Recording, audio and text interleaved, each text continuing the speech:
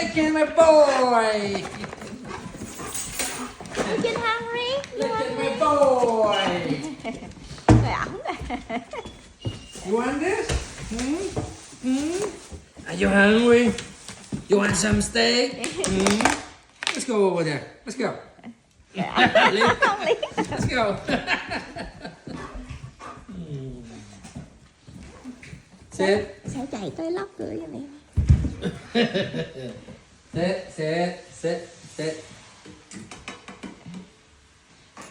Stay. Ủa sao để viết gì dưới vậy?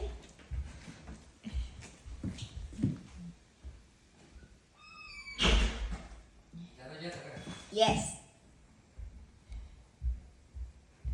Ủa sao bỏ gì dưới vậy? Không có gì hết, đoạn của nó không vô ăn. Ừ, Yes. nó dục bỏ đi. Để nó không có gì đâu.